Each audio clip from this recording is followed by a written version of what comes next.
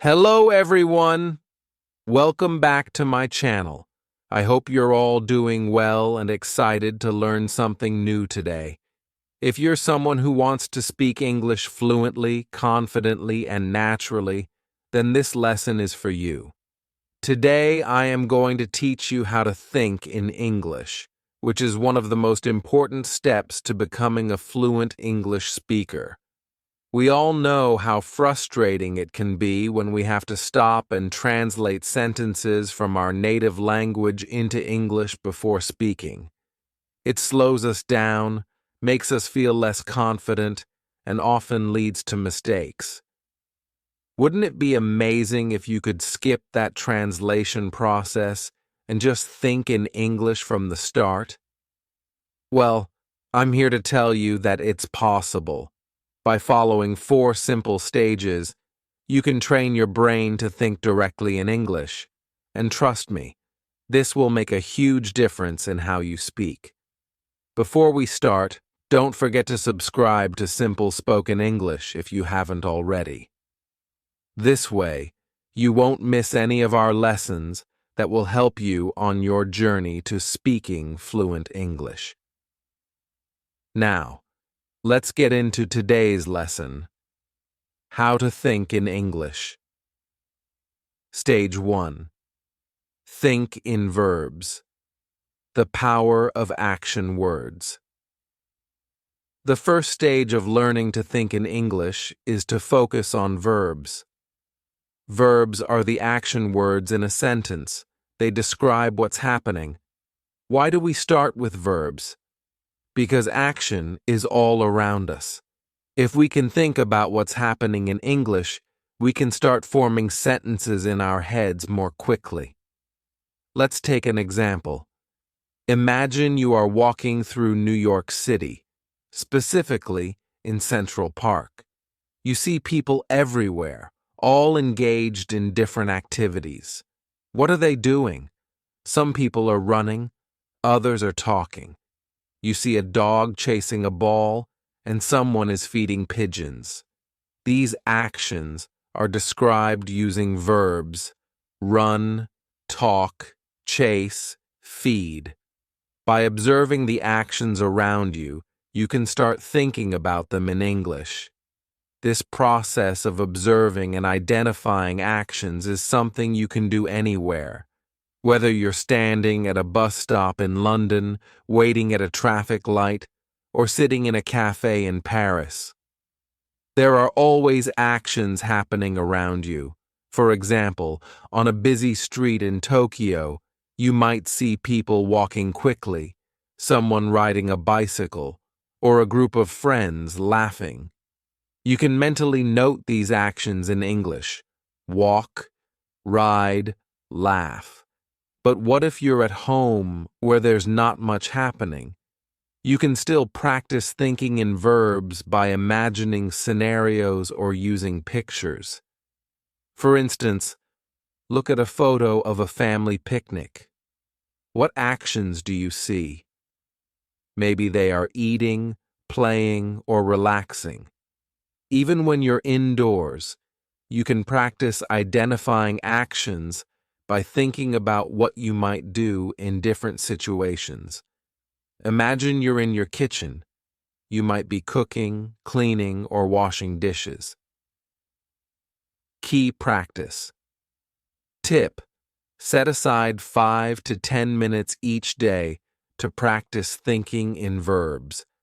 Pick a different place each day and focus on the actions happening around you. As you do this regularly, you'll train your brain to think about actions in English, making it easier to describe what's happening in the moment. Stage 2. Think in nouns, naming the world around you. Once you've practiced thinking in verbs, it's time to move on to nouns. Nouns are words that name people, places, things, or ideas. Just like verbs, nouns are everywhere. Everything around you has a name. If you can think of these names in English, you'll be one step closer to thinking and speaking fluently. Let's take an example from a different city. Imagine you're in Sydney, Australia, standing by the famous Sydney Opera House. As you look around, you see the building, the harbor, and many tourists taking photos. You also see a boat in the water and a few seagulls flying above. Each of these things is a noun: building, harbor, tourists, boat, seagulls. It's important to practice thinking in nouns wherever you are. If you're at a market in Delhi, India, you might see fruits, vegetables, spices, and vendors. These are all nouns that describe the objects and people around you. Even if you're just sitting in your room, you can look around and identify nouns. For example, you might see a table, chair, book, and laptop. Another great way to practice thinking in nouns is to describe what you're carrying with you. What's in your bag? Maybe you have a phone, some keys, and a wallet. If you practice naming these objects in English, it will soon become second nature. Over time, this will help you think faster and more clearly in English. Key practice. Tip: spend a few minutes each day naming the objects around you in English, whether you're outside, at home, or even traveling. Challenge yourself to identify everything in English. For instance, if you're visiting Barcelona, Spain, look around and name things like buildings, bicycles, cafes, and tourists. The more you practice this, the more your brain will automatically think in English. Stage 3. Think in sentences, connecting verbs and nouns. Once you're comfortable thinking in verbs and nouns, it's time to move on to the next step, thinking in sentences. This is where you start putting verbs and nouns together to describe what's happening around you in full sentences. At this stage, it's important to start simple. Don't worry about making long, complicated sentences. Just focus on creating short, clear sentences that describe what you see. For example, if you're in Cape Town, South Africa, looking at Table Mountain, you might say, "The tourists are climbing the mountain. The sun is shining. The wind is blowing." These are simple, but they allow you to practice thinking in complete sentences. Now, let's imagine you're in Toronto, Canada, sitting in a park. What's happening around you? You could describe the scene like this. A family is having a picnic. The children are playing with a ball. The birds are flying in the sky. These sentences are short, but they effectively describe what's happening around you. As you become more comfortable, you can start making your sentences longer. For example, if you're in Berlin, Germany, walking near the Brandenburg Gate, you might say, "A group of tourists is taking pictures of the monument. Some of them are listening to their tour guide, while others are checking their maps." This sentence combines multiple verbs and nouns, giving a fuller description of the scene. The goal here is to get used to thinking in sentences instead of just words. This will help you when you're speaking, as you won't have to stop and think about each individual word. Your brain will automatically form sentences in English. Key practice tip. Every day, take 10 to 15 minutes to describe your surroundings in sentences.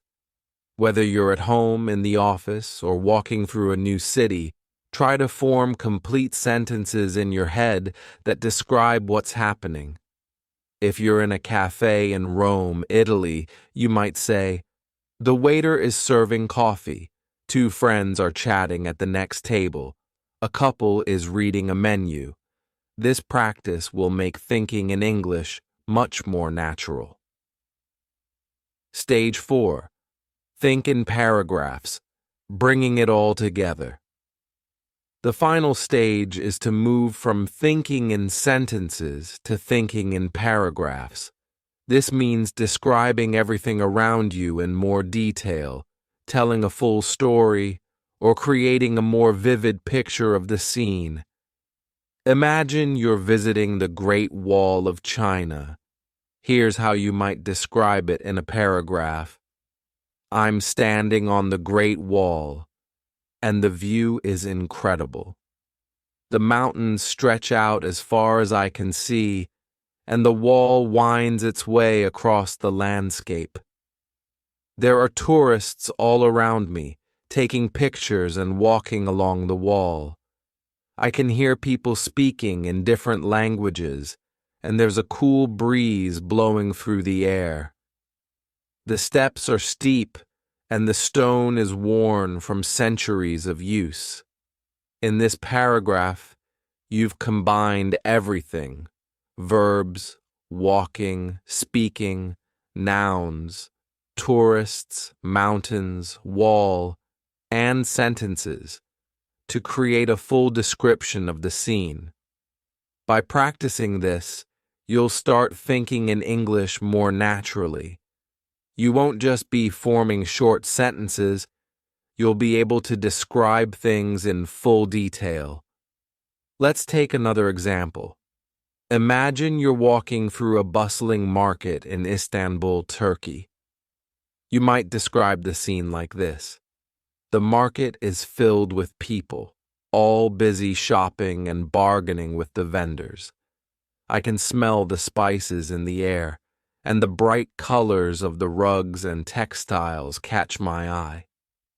A man is selling tea from a cart, and groups of tourists are taking photos. The sound of people talking and laughing fills the air, and the atmosphere is lively and energetic. When you practice thinking in paragraphs like this, you are training your brain to describe events and scenes in full detail without stopping to translate from your native language. This stage is essential because it helps you not only think in English, but also express your thoughts in a more coherent and fluent way. By focusing on forming paragraphs, you can talk more naturally and at length, which is key when you're aiming for fluency. Let's take one more example to practice. Imagine you're sitting in a cozy cafe in Amsterdam, Netherlands. Here's how you might describe the scene in a paragraph. I'm sitting at a small table by the window, sipping my coffee.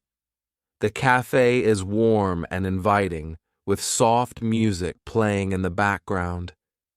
Outside, I can see people riding their bicycles along the canal. The sky is cloudy, and it looks like it might rain soon. Inside, a few people are reading books, and a couple is chatting quietly over their breakfast. The smell of freshly baked bread fills the air, and the atmosphere is calm and peaceful. In this paragraph, you've combined all the elements, verbs, nouns, and sentences to create a vivid picture of the scene. This is the final stage of thinking in English, where you can describe situations in detail just as you would in your native language. Take a few minutes to describe your day in a paragraph. Start from the moment you woke up and think about everything that happened. What did you do? Where did you go? Who did you meet? Try to describe it all in English. For example, today was a busy day. I woke up early and went for a walk in the park. The weather was nice, and I saw a lot of people exercising. After that, I had breakfast at a small cafe. I ordered a cappuccino and a croissant. Later, I went to work and had a meeting with my team. We discussed our new project, and everyone had great ideas. In the evening, I met a friend for dinner at a restaurant. We had a great time catching up and talking about our week. This type of daily practice will not only help you think in English, but also improve your ability to recall and describe events in detail. Putting it all together, achieving fluency.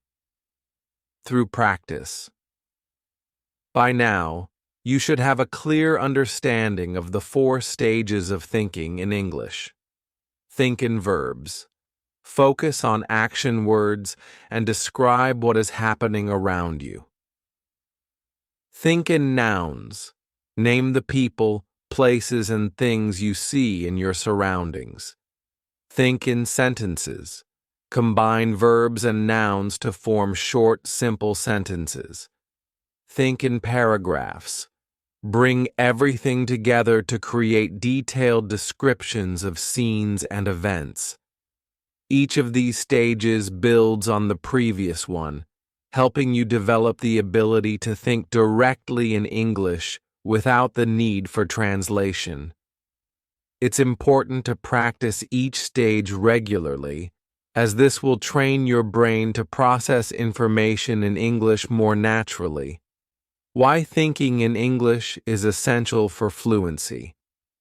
Now that you understand the stages, let's talk about why this method works. When you first start learning English, you likely translate from your native language. This is natural, but it creates a delay in your speaking.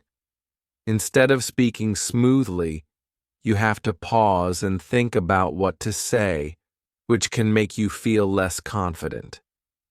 By practicing thinking in English, you eliminate that translation step.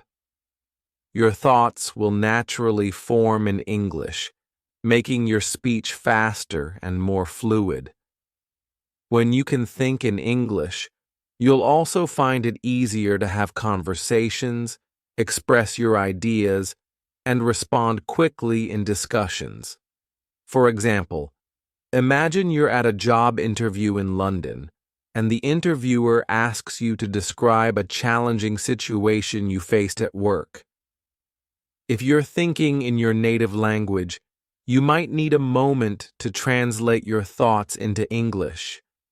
But if you've trained yourself to think in English, you can respond immediately and confidently, without hesitation. The same goes for everyday conversations. Whether you're chatting with friends, giving a presentation, or even ordering food at a restaurant, being able to think in English will make the process much smoother. Practical exercises to help you think in English. Now that you've learned the 4 stages, here are some practical exercises you can do to improve your ability to think in English. Daily observations. Spend 10 to 15 minutes each day observing your surroundings and describing them in English. Whether you're on the bus, at the park, or walking through your neighborhood, challenge yourself to describe everything you see using verbs, nouns, and sentences. Picture descriptions. Find a photo from a magazine, website, or your own photo album. Look at the picture closely and describe everything you see in English. For example, if you're looking at a picture of a beach, you could say, "The sand is white and the water is crystal clear. There are a few people swimming, and some children are building a sandcastle. In the distance, I can see a boat sailing on the horizon." Write a journal. At the end of each day, write a short journal entry in English. Start by describing what you did that day, where you went, and who you met. As you practice, try to include more details in your descriptions. Talk to yourself. If you don't have anyone to practice speaking English with, You can practice by talking to yourself. Pick a topic and try to talk about it for a few minutes. For example, you could describe your favorite movie, explain how to make your favorite dish, or talk about your plans for the weekend. Set language challenges. Challenge yourself to think in English for short periods throughout the day. For example, set a timer for 5 minutes and commit to thinking only in English during that time. Gradually increase the time as you become more comfortable. Final thoughts. The road to fluency. Learning to think in English is a journey, and it requires patience and practice. The more you engage with the language, the more natural it will feel to think, speak, and express yourself in English. By following the 4 stages, verbs, nouns, sentences, and paragraphs, you'll build a strong foundation for fluency. Remember, the key to success is consistency. Practice every day, even if it's just for a few minutes, and you'll see improvement over time. It's normal to make mistakes along the way, but don't let that discourage you. Every mistake is an opportunity to learn and grow. So, are you ready to take the next step on your English learning journey? Start practicing today, and soon you'll be thinking in English like a native speaker.